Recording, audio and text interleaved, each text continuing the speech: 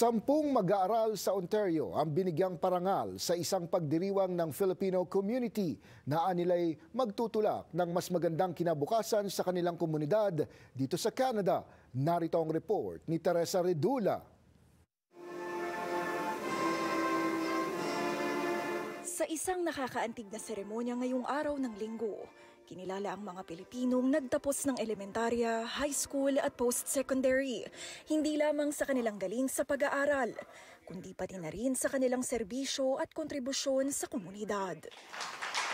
Isa sa mga pinarangalan si Glorian Baricuatro mula Whitby dahil sa kanyang galing sa pag-aaral at pagiging aktibo sa community organizations sa performing arts. I'm making my family proud. That is something that I'm so honored to be able to do, but it means so much more than that because it's an opportunity to be involved in my community and be able to represent Filipinos everywhere among all these incredible applicants.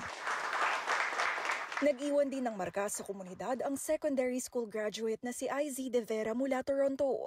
Nag-aaral ng biomedical engineering ngayon.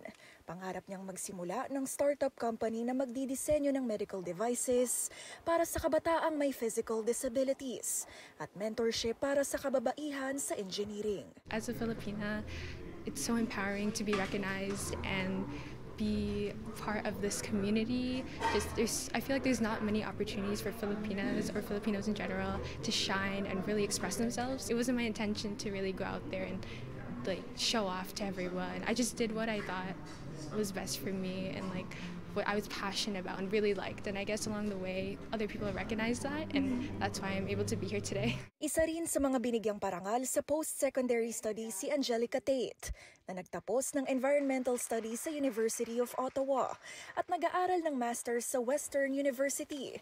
Malapit sa kanyang puso ang pagpapabuti ng kalidad ng buhay ng mga underserved communities. It means a lot to me, not just as a personal achievement, but in terms of what the Filipino community means and the values that they hold. Volunteering here, I am involved in some initiatives in London during my Masters, and we're trying to involve the Filipino community in sustainable practices. Ito na ang ika-19 na taon ng Rosalinda Javier Outstanding Student Awards, kung saan mahigit 150 estudyante na ang pinarangalan mula 2005. We named the award a few years ago in honor of her. She's now deceased.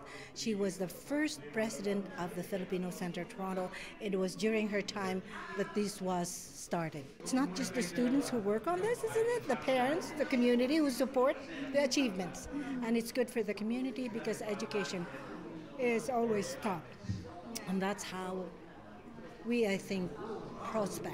Ayon sa community leaders, mahalagang kilalanin at ipaalam ang kontribusyon ng mga Pinoy students, anuman ang edad, sa Canadian communities. Equally important is putting yourself out there, being bold and confident, and taking pride in your achievements and accomplishments. Sa pagtatapos ng pagtitipon dito sa Filipino Center, Toronto, malinaw sa mga nakausap ng Omni News na ang paghahangad ng kaalaman ay susi sa sariling tagumpay at itinutulak ang mas matatag na kinabukasan ng komunidad.